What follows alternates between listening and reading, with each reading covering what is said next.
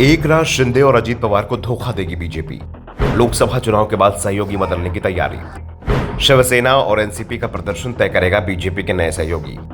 BJP के लिए राजनीति में सत्ता ही सब कुछ है। सत्ता के लिए सहयोगी बदलने में देर नहीं की जाती। सत्ता के लिए वादों को किनारे कर दिया जाता है। सत्ता मिले तो साथ साथ चलने वालों को दूर कर दिया जाता है। हाल ही में बीजेपी के फैसलों को देखें तो साफ है कि उगते सूरज को ही सलामी दी जाएगी। डूबता सूरज चाहे अपना हो या पराया, उससे मुंह मोड़ने में समय नहीं लगाया जाएगा। मोदी शाह की बीजेपी ने अपनी ही पार्टी के कई दिग्गजों को किनारे लगा दिया है, तो दूसरे दलों से भी हिसाब किताब बराबर करने में पीछे नहीं रही। लगभग हर दल को तोड़ा गया है। जो सहयोगी है या रहे हैं उनको भी नहीं छोड़ा गया है। हाल ही में बीजेपी ने चिराग पासवान की पार्टी एलजेपीआर के साथ सीटों के बंटवारे को तय कर लिया है। इससे पशुपति पारस जरूर नाराज हो गए हैं क्योंकि उनके हिस्से कुछ नहीं आया, लेकिन बीजेपी से इससे एक बात तो सहयोगी दलों को समझा दी है कि अगर उनके पास वोट है तभी बीजेपी के साथ चल सकते हैं। वोट घटा तो बीजेपी सहयोगियों को हटाने में समय नहीं लगाती है। एक तरफ चिराग पासवान के खिलाफ एलजेपी में बगावत हुई तो 6 में से 5 सांसद पशुपति पारस के साथ चले गए। पशुपति पारस के पास सांसद ज्यादा थे, राजनीति का एक लंबा अनुभव था, इसलिए बीजेपी ने पारस को साथ रखा और चिराग को किनारे कर दिया। लेकिन 3 साल में चिराग ने जमकर मेहनत की, खुद को साबित किया, बताया कि पासवान समाज का वोट उनके पास है, वो इस वोट को ट्रांसफर करने की ताकत भी रखते हैं। चिराग पासवान की प्रेशर पॉलिटिक्स काम आ गई और आज बीजेपी को अपने हिसाब से डील करने के लिए मजबूर कर दिया।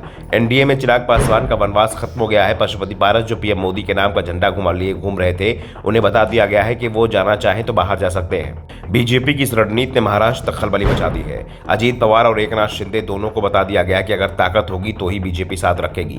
बीजेपी किसी को ऊपर पहुंचाने की कोशिश नहीं करती है, मौका मिलता है तो सहयोगी का वोट जरूर समेट लेती है। हाल ही में उद्धव ठाकरे की तरफ से कुछ ऐसे संकेत दिए गए थे कि मोदी से उनका कोई बैर नहीं है। ऐसे में लोकसभा चुनाव के बाद जरूरत पड़ती है तो बीजेपी उद्धव ठाकरे से भी हाथ मिला सकती है। वैसे भी उद्धव के साथ बीजेपी का विचारधारा का कोई टकराव नहीं है और अब उद्धव को भी एहसास हो गया है कि सिर्फ राज्य की सत्ता से काम नहीं चल पाएगा।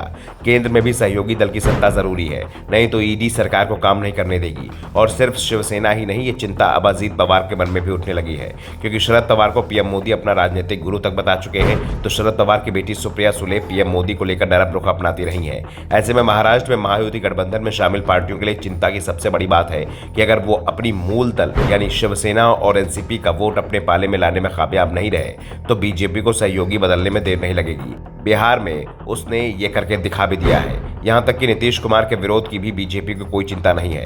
नीतीश और चिराग के बीच तो टकराव 4 साल से चला आ रहा है और चिराग ने एलजेपी में हुई टूट के लिए सीधे सीधे नीतीश कुमार को ही दोषी ठहरा दिया था। लेकिन अब चिराग एनडीए में वापस लौट आए हैं, नीतीश कुमार भी एनडीए में शामिल है और फिर भी चिराग पासवान बीजेपी के साथ अपनी शर्तों पर डील करने में कामयाब हो गए हैं। पशुपति पारस की बगावत के चलते चिराग को एक सीट का नुकसान जरूर हुआ है, लेकिन उन्होंने बीजेपी को झुकाने में कामयाबी जरूर हासिल कर ली है। Bureau report, the Dhakad news.